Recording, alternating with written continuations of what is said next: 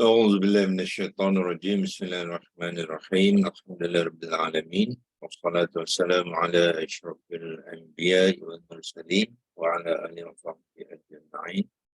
اللهم افتح لنا حكمتك وانشر علينا من خزائن رحمتك يا أرحم الراحمين. يا فتاح يا عليم، افتح قلوبنا فتوح العارفين، وارزقنا فهم النبيين وإلهام الملائكة المقربين. رب اشرح لي صدري ويسر لي أمري واحلل عقدة من لساني يفقهوا قولي. أما بعد. Sekali lagi kita mulakan dengan mengucapkan kesyukuran kepada Allah SWT yang masih lagi mengizinkan kita untuk bertemu di pagi ini. Okay. Gambar kadang-kadang dia bergetar, saya terpaksa offkan dulu.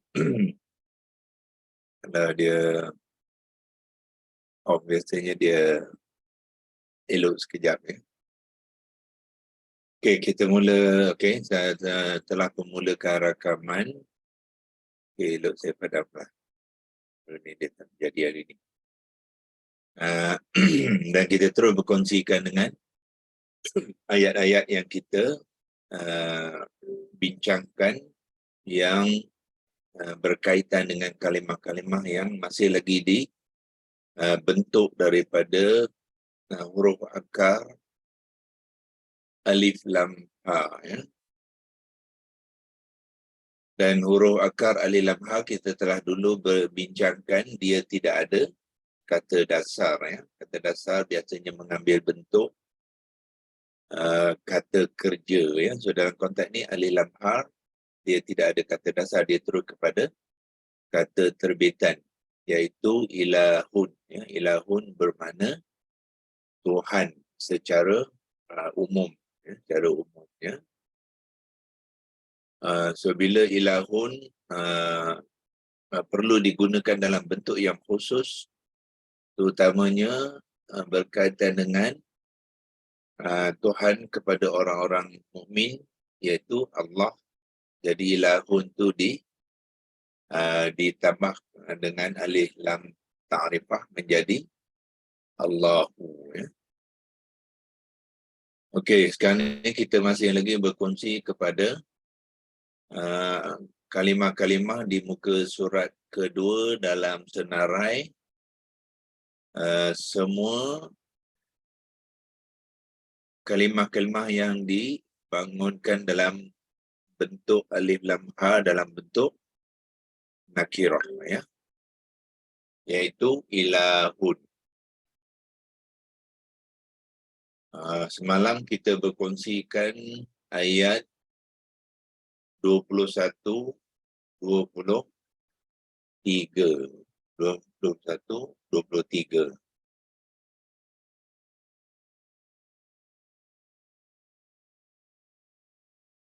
So, kalimah 21, 23 ialah alihatan dalam bentuk kita tengok saja alihatan. So beberapa maklumat kita telah dapat daripadanya, iaitu pertamanya dia adalah berbaris fathah, tu menunjukkan dia adalah mansub, ya.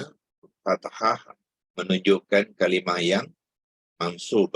So bila mansubnya satu kalimah kata nama tu, kita sudah boleh mengenali status dia, ya.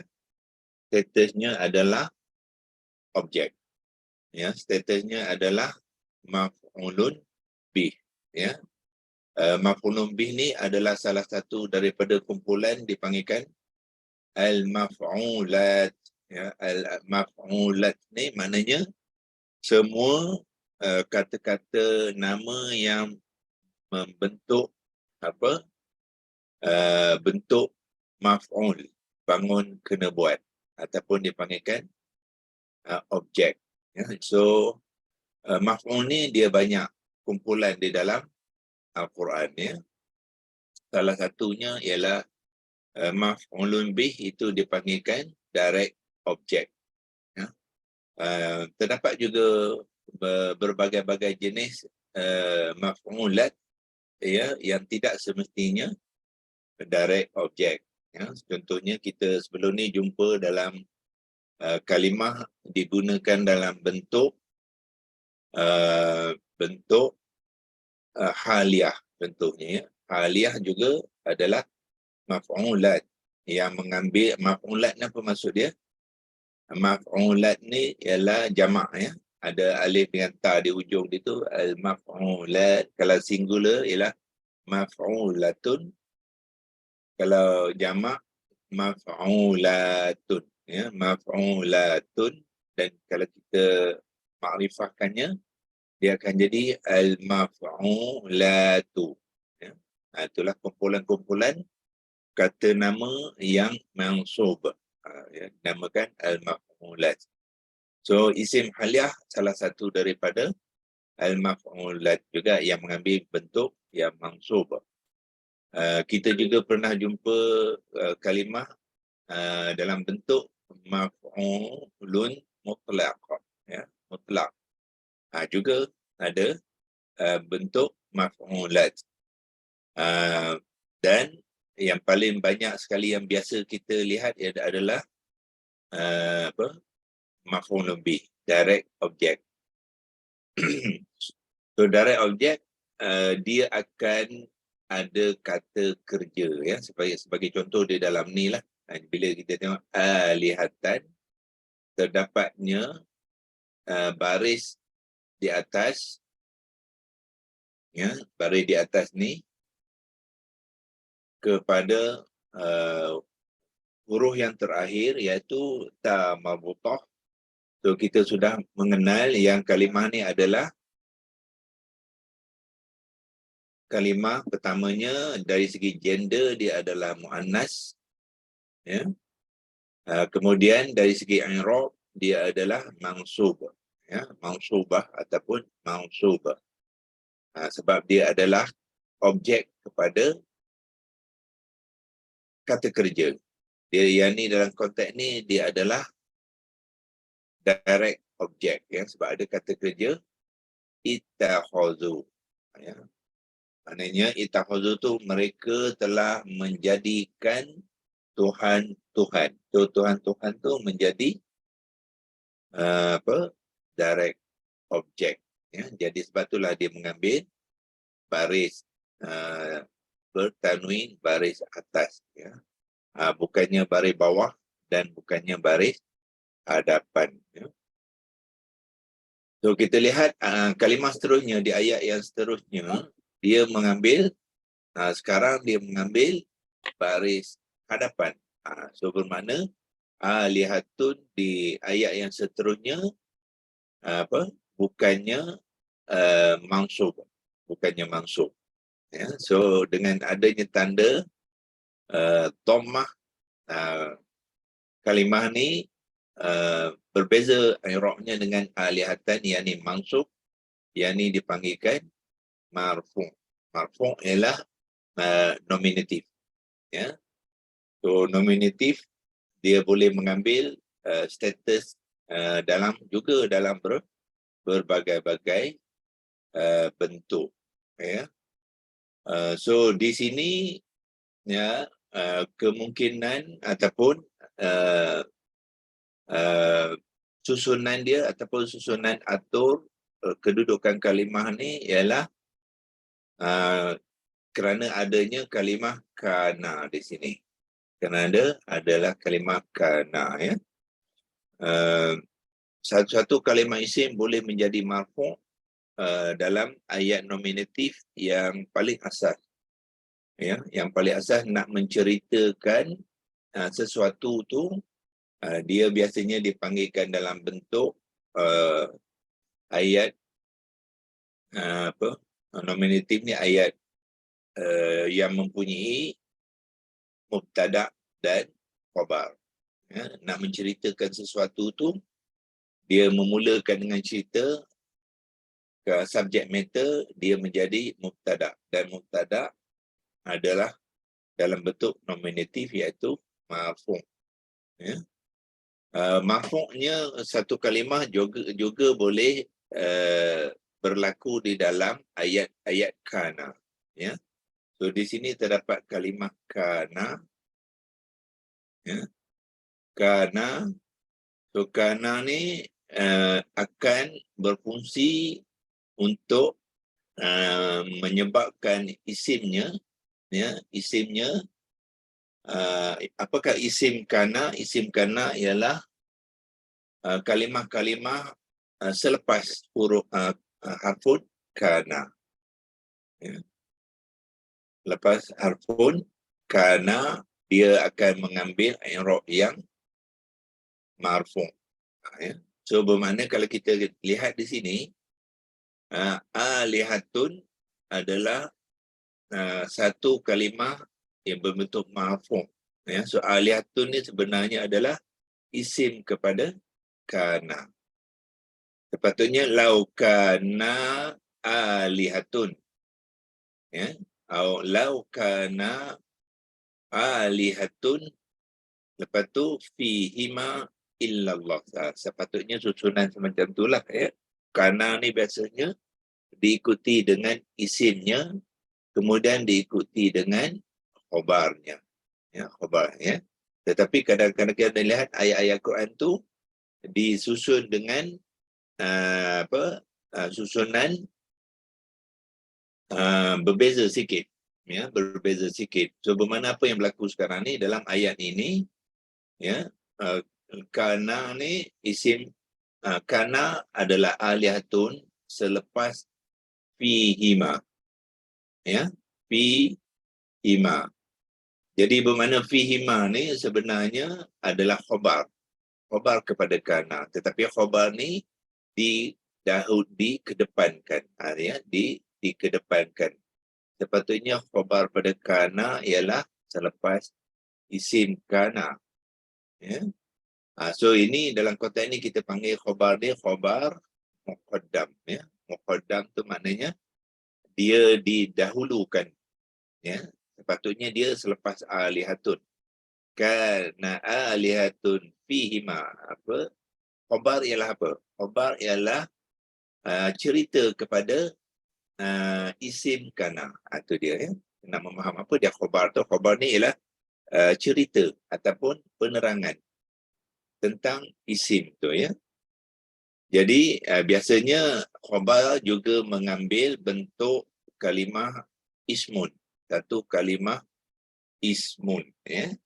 Tetapi kadang-kadang di dalam ayat terdapat juga khobar yang tidak mengambil bentuk kalimah.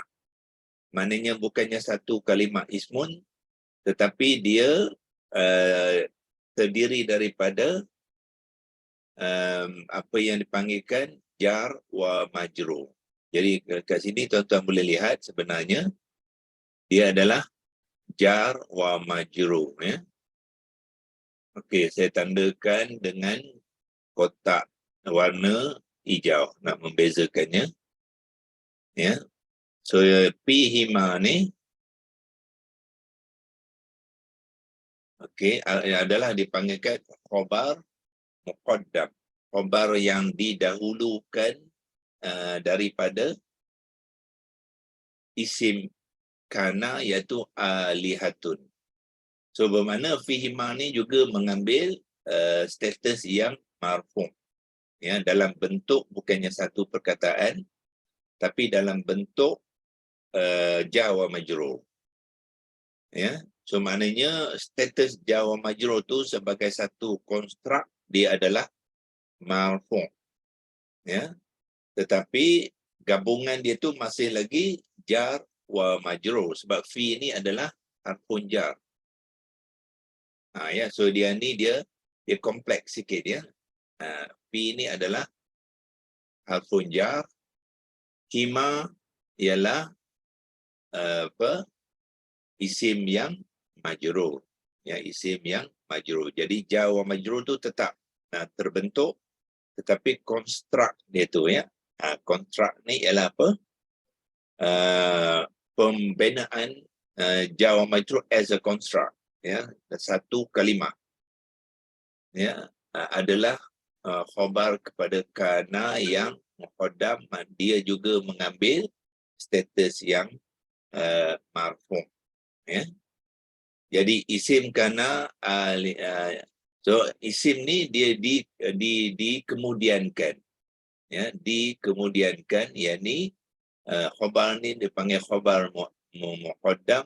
Jadi isim kana ni muakhirun, ya, muakhirun maknanya kebelakangkan. Akhir maknanya dikemudiankan. Itu cara nak mengenal kalau kita melihat terdapatnya kalimah-kalimah yang membabitkan kalimah kana, ya. Kana ni apa dia, tuan-tuan dan puan-puan? Ya, kana ni ialah dipanggilkan fi'il madhi naqisun. Naqis, ya. Naqis ni maknanya apa? Naqis ni maknanya berkurangan. Kurangan maknanya dia tidak, dalam konteks ni dia tidak berfungsi sebagai fi'il madhi. Sepatut dia fi'il madhi tu. Dia daripada apa? Kaf waw nun, ya. Kana ni adalah daripada kaf waw nun membentuk kata dasar kana. Ya, so kana tu adalah bentuk fi'il madhi. Tetapi kana dia tidak berfungsi sebagai fi'il madhi, maknanya melakukan sesuatu perbuatan, tidak, ya. Dia tidak melakukan perbuatan, so dia hanya difahami ataupun diterjemahkan sebagai adalah, ya, adalah, ya. Dalam konteks ni laukana ni adalah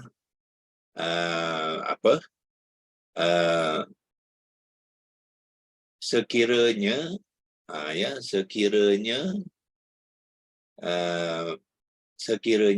sekiranya laukana fihi, sekiranya fihima, di dalamnya hima tu menunjukkan apa, ya, dia bukan apa, kita akan lihat pada ayatnya, ya, iaitu menunjukkan kepada dua perkara di situ. Dia menunjukkan dalam ayat tu melibatkan bumi dan langit, ya. Kalau kita tengok nanti kita akan tengok ayat tu, yang sebenarnya dia menuju kepada, kalaulah sekiranya di dalam bumi dan langit itu alihatun, ya, alihatun bermakna banyak Tuhan.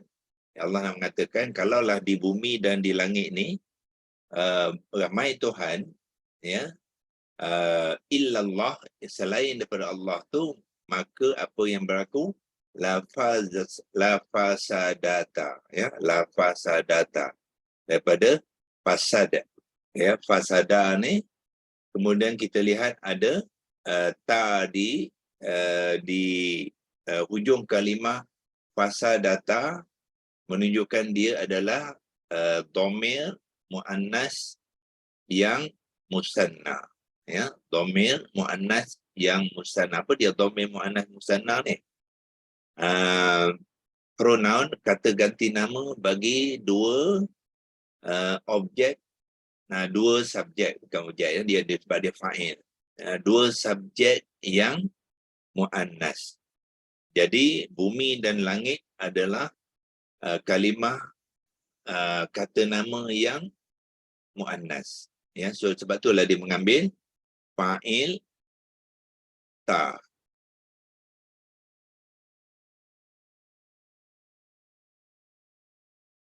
Okey, ini adalah apa, fa'il, ya.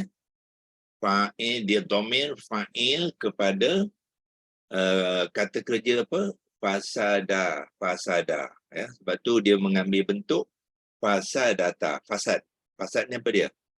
Rosak, ya. Rosak. Dan la ni adalah lam taukid, ya. Lam, ambil lam taukid, saya ambil warna biru nak bezakan. Okey, so mana lafaz sadata ni terdapat tiga komponen. Satu komponen la, lam taukid, pasti. Fasada telah rosak. Ta tu ialah pelakunya, fa'ilnya, iaitu bumi dan langit, menunjukkan dua subjek, yang muannas. Itulah ya, lafasa data. Kalau kita ada masa nanti kita akan cuba gunakan leksilogos ya untuk menerangkan ya macam mana perbangunan lafasa data ya.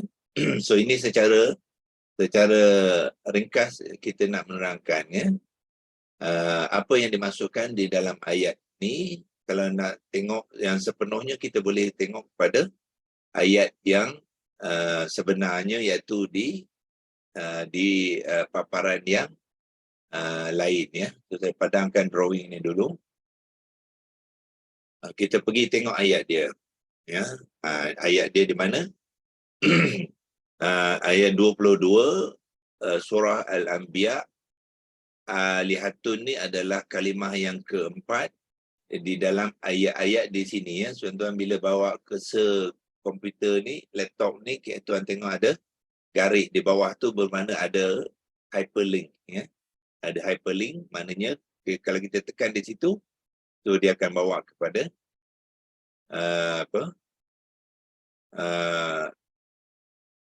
ayat yang dimasukkan ya. Okey. Di sini kita tengok ya, fihima merujukkan kepada apa? Dalam translation dia, terjemahan tu ada ya. Sebenarnya sebelum ayat ni ada menceritakan tentang yang dimasukkan fihima tu adalah langit dan bumi ya. So ini dalam ni dia ini bahasa Inggeris lah ya. Kalau nak Melayu kita tukarkan sajalah. Boleh tukar copy link nanti ya.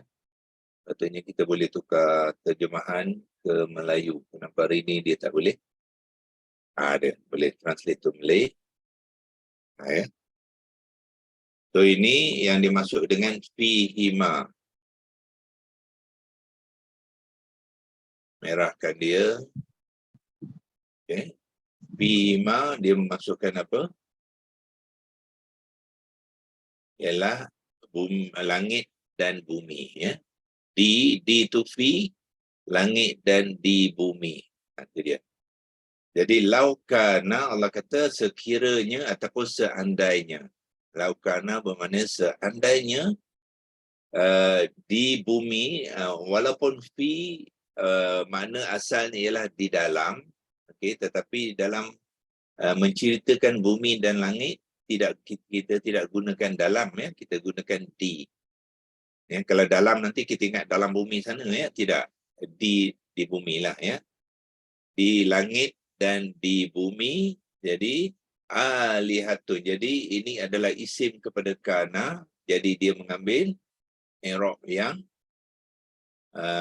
yang marfu', bukannya mansub ya, tidak boleh mansub sebab dia isim kepada kana tu, jadi dia adalah bentuk marfu'.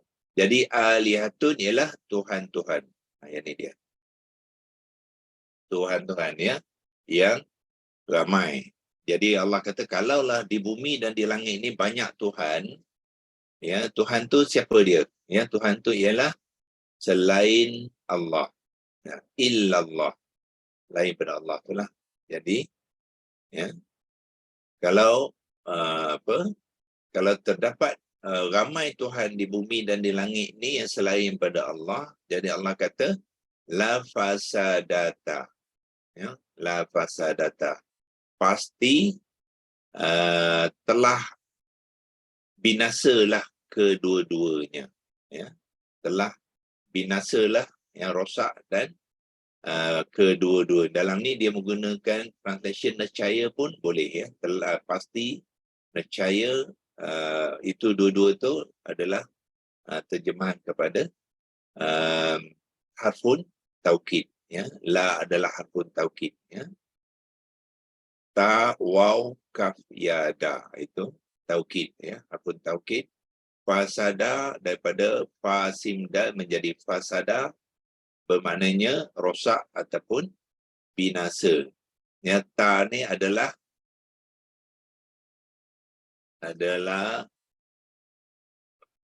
fa'il ya. Fa'il apa dia? Pelaku kepada kata kerja fi'il madhi fasada. Dan pelaku bila kita tengok ta dengan alif mat, dia menunjukkan pelaku tu ialah dua orang perempuan, ya. Muannas musanna. Arab dia panggil muannas musanna. So dia mengambil ta dengan alif dan huruf yang sebelumnya tidak boleh disukunkan, ya. Sebab itulah dal ni berbaris atas. Jadi fasadata, ya. Ini gabungan kata kerja fasada dengan isim dhamir muannas musanna ta, dal tidak boleh disukunkan. Itu cara penulisannya. Fi'il madhi. So bermakna pasti binasalah kedua-dua itu merujuk kepada apa? Bumi dan langit. Memanglah secara logiknya kita akan boleh memahami apa yang Allah cuba nak sampaikan kepada kita ni, iaitu apa? Kalaulah dunia ni, ya, banyak Tuhan yang mana yang dipercayai oleh kaum-kaum yang tertentu, maka bergaduhlah Tuhan, ya. Dia ramai. Jadi bergaduh. Tuhan ini bergaduh dengan Tuhan ni, Tuhan yang ni bergaduh dengan Tuhan yang lain, maka rosak binasalah alam ni, ya. Itu yang Allah nak sampaikan di dalam ayat ini. Subhanallah, maka maha suci lah Allah Rabbil Arshil amma yasifun. Tuhan Arash, ya, Tuhan yang menguasai Arash, amma daripada apa-apa, yasifun ialah yang mereka sifatkan, ya, yang mereka ada-adakan, yang mereka reka-rekakan tu bentuk yasifun, ya. Itulah lebih kurang perkongsian kita hari ini, ya, untuk kita mengenal kalimah alihatun, ya. So yang kita fokus hari ini ialah kepada alihatun yang adalah kalimah yang keempat di dalam ayat ini, ya. So kita merahkan dia. Ini yang kita nak, adalah kalimah yang dibentuk daripada 3 huruf akar. Mula lebih pula. Dia sampai sini saja, ya. Alihatun. Yang dimaksudkan ialah Tuhan-Tuhan, ya, dia dalam bentuk yang umum, ya. Sebab tu dia mengambil tanwin dhammah dan dia mengambil i'rab yang marfu'. Dan sebelum ni kita sudah berkongsi yang hamzah dan alif ni adalah mad badal, ya. Mad badal yang ditukarkan daripada dua hamzah qata', pertemuan dua hamzah qata' berturutan, ditukarkan dalam bentuk mad badal, ya, untuk menjadikan kalimah alihatun ni sebagai satu kalimah yang jamak taksir, ya. Jamak taksir daripada ilahun, menjamakkannya gunakan acuan jamak taksir, jadilah alihatun, ya. Asal dia lah alihatun, kemudian tukar kepada lihatun. Ya, mungkin besok sudah hari Sabtu, ya. Mungkin hari Isnin kita akan kongsikan, ya, sedikit lagi macam mana pembentukan beberapa kalimah sebagai imbasan semula. Sebenarnya kita dah kongsi pun dulu, ya, pembentukan alihatun ni, dan mungkin kita kongsikan juga pembentukan kalimah la fasadata di dalam ayat itu, insyaAllah, ya. Okey, untuk pagi ini setakat ni kita berhenti di sini saja. Dan Prof. ya, Prof. ya. Boleh Prof ulang balik. Salin tadi tak sempat dapat. Kumpulan maf'ulat ada 3 tadi Prof sebut. Isim halia. Maf'ulat, ya. Yang paling senang ialah maf'ulun bi, direct object, ya. Okey, isim halia, maf'ulun bi, lagi satu apa? Maf'ulun mutlaq. Oh. Mutlaq ni apa dia? Maf'ulun mutlaq ni ialah dia juga maf'ulun, tapi dalam ayat tu kadang-kadang kita tidak nampak, tidak ada kata kerja. Dia adalah bentuk isim masdar yang mansub, ya. Bila satu isim masdar tu yang mansub, dia tidak ada kata kerja, tapi dia dalam kalimah itu sendiri ada elemen kata kerja yang menyebabkan dia menjadi mansub. Okey, sebagai contoh, kalau nak paling senang kita nak ingatkan isim mutlak, maf'ul mutlak ialah kita ambil dalam Yasin lah, ya. Yasin kita lalu baca ayat yang ke-5, ya. Yang ke-5 ni tanzila ni, ni contohlah tanzila, ya. Tanzila ni tengok dia baris atas, makna dia mansub. Ya, ini adalah daripada acuan apa? Acuan tanzilun. So tanzilun tu adalah isim masdar wazan kedua. Ya, tanzilun adalah isim masdar wazan kedua. Patutnya saya lalu dah buka, ya. Nanti saya cuba bukalah, tunjukkan, ya. Apa tu dalam template, ya, template yang kita lalu gunakan tu supaya kita kenal, ya. Vocabulary. Okey, kalimah tanzila tadi adalah daripada acuan yang ni, ya.